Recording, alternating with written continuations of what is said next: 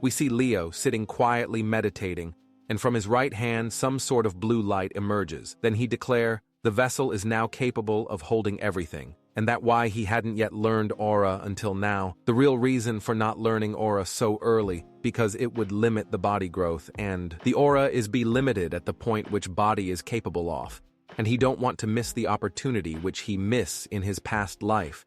And this time, he want left behind and become the seedling of disaster. Also, he is now avoids to repeat the history to achieving the perfect control in this life. His first step is to mastering aura. He is about to step forward to its plan. Suddenly, someone pulls his attention away. As he turns over, he spots Celia Zinger with a confident smirk. She comments on how he finally seems to have grasped the basics of training, while her words carry a hint of sarcasm. She goes on to offer him guidance and swordsmanship if he's up for the Lumine test. Meanwhile, this bastard has no idea who is she, so she introduces herself as Celia. The world know her as Sword Princess. He get the point, and with an honor, he first thanks her and then he express he has no intention of receiving any guidance from someone who is less skilled than him. After listening, that the girl get annoyed and she simply say, "You are stronger than her," to which Leo clarifies that in a deathmatch she's probably stronger since he can't use aura himself. However, sparring with only swordsmanship is a whole different game, and she looks around and grabs one of the swords from the plethora available. She wants to prove that what he has is nothing more than misplaced confidence, and she plans to defeating him in a duel in her mind. Even if Leo learns aura, there's no way he could possibly defeat her. She just wants to teach him a harsh lesson in reality. She bet with Leo that if she wins, "You become my servant till they stay here." Leo isn't fazed at all by the term she's thrown at him, and in response he asks, what if he wins to make things fair? She throws back that if he wins, she'll become his servant instead. Now that the bet is set, Leo grabs a practice sword and dives right into the sparring session. He strikes her with his unexpectedly impressive speed, but she easily outmaneuvers him. However, she can't help but notice that his speed is actually quite concerningly good. However, Celia is sure that this won't be enough for him to win, as they both charge at each other again. Leo lands a brutally heavy strike, and the sheer strength she can't handle it, and step back with the sheer pressure. Leo's sword collides with the ground. It shatters instantly, but he doesn't. "Stop there!" He charges at her once more. She is in disbelief, thinks she can't block the incoming strike. Then he lands a perfect hit, but to his surprise, she didn't take any damage because she had used an aura armor in the last moments.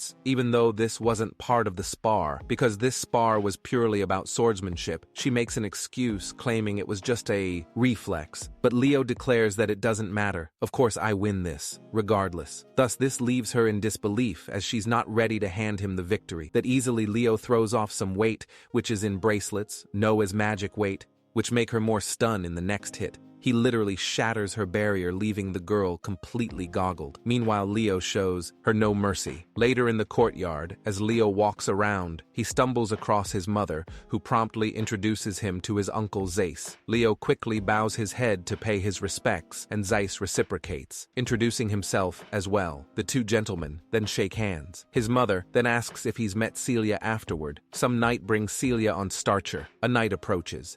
Zeiss, with a report regarding the young lady, is fascinated to learn that Leo defeated Celia with a body that hasn't even learned aura yet. Then Zeiss asks, did he defeat Celia? Leo claims that she just underestimated him. Zeiss then questions what Celia lost in the bet, to which Leo happily responds that the loser was supposed to become the servant of the winner. So basically Celia is his maid for the next week. As much as Zeiss dislikes this idea, he understands the importance of keeping one's word still.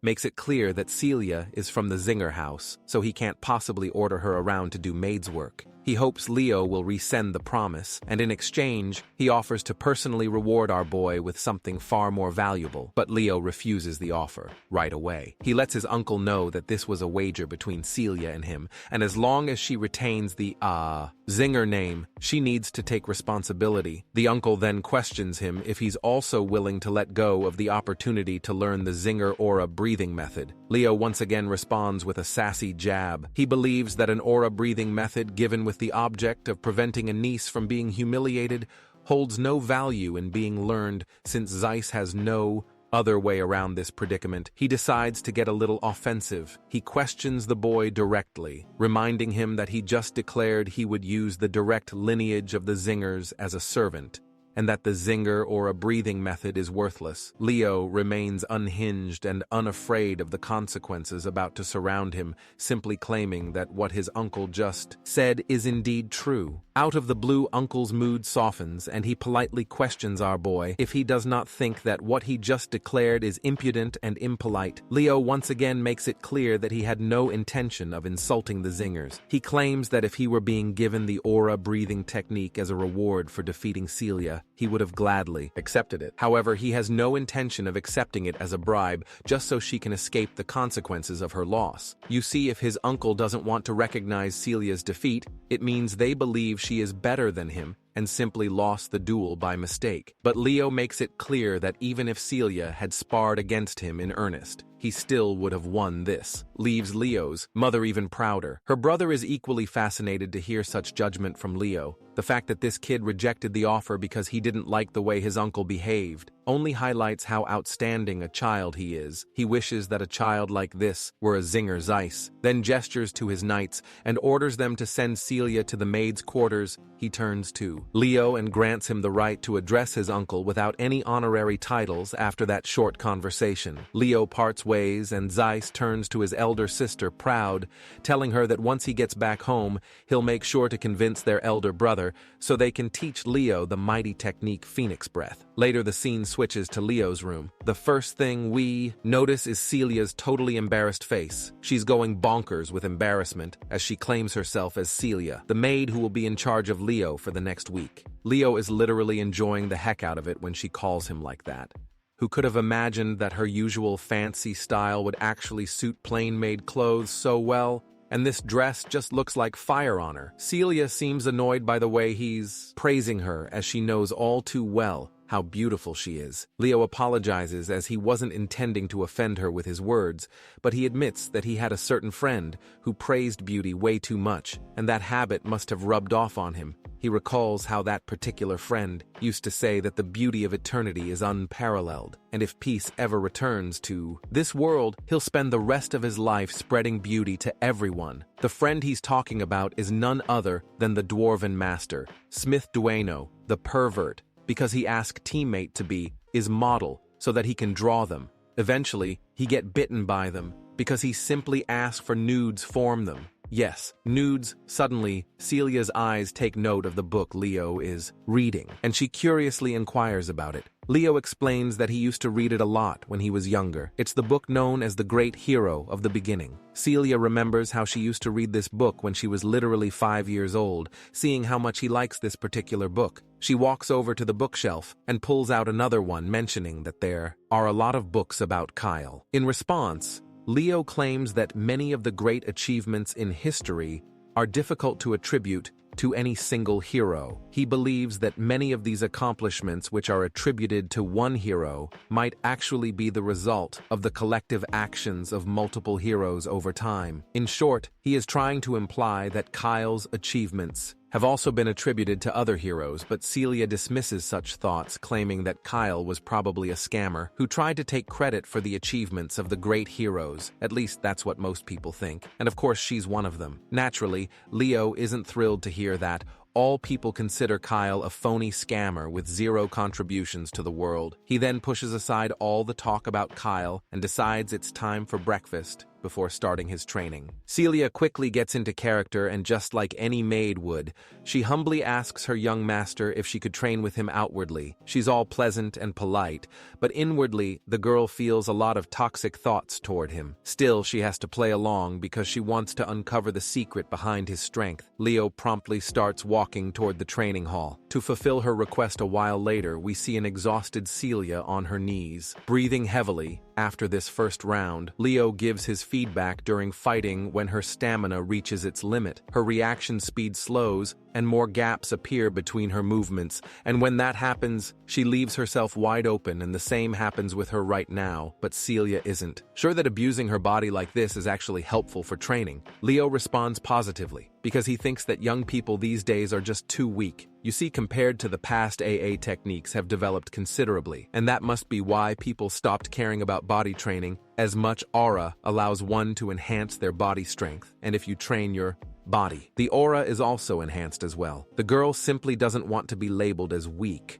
so she gathers her guts and stands up for another round before diving in. She warns Leo that he better stop underestimating her, but her reckless charge backfires when Leo just flings her away with one swing and she crashes to the ground. At this point, she's just frustrated after taking one humiliating defeat after another. Leo then offers her a bracelet, which she quickly extends her hands to grab. Little does she know this bracelet is imbued with weight magic, making it insanely heavy. Meanwhile, Leo flashes a sinister smile as he reveals his sinister intention. She apparently plans to make her train while she wears this bracelet from this point onward. The next day, we see Zeiss also watching them both train after seeing how much Celia is struggling. The uncle is sure this is going to be a good experience for her before going to Lumen. It might be good for her pride to crumble at least once. He then calls out to Leo and gives him some good news that he's thinking of asking the Patriarch to allow him to inherit Phoenix Breath. The mention of Phoenix Breath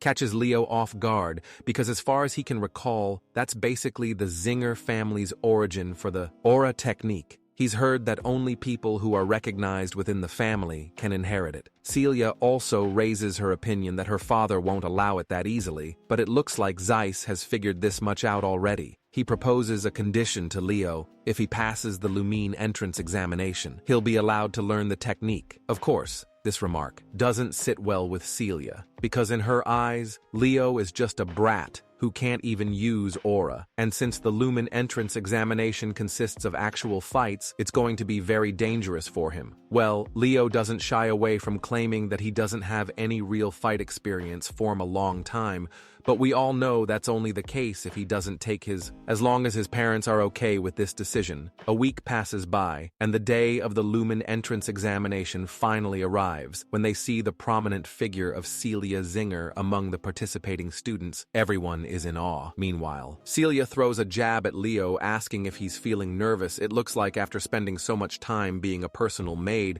Celia has lost herself in the character because she's still referring to Leo with the master title as they stand there. Miserable voice of Gullivan catches their attention. He's actually here to see Celia, but he's a little shocked when he notices that Leo is with her.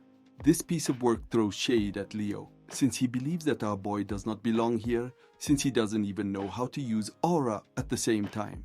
He tries to greet Celia politely, however the poor guy is totally ignored by the duo, like he doesn't even exist. He gets awkward and tries to remind Celia that he's shit. You meet at the Delin Academy, and he had greeted her when they met last time, but Celia doesn't recognize his name and quickly grabs Leo's hand in order to leave the scene. Suddenly they're called by someone else. It's actually two siblings gracing the scene. The boy whose name is Abad Llewellyn, hailing from the Llewellyn family, and he's 16 years old, and the girl beside her is Chelsea Llewellyn, who is 14 years old, and she shares the same family name, while Celia seems to recognize. Thanks for watching.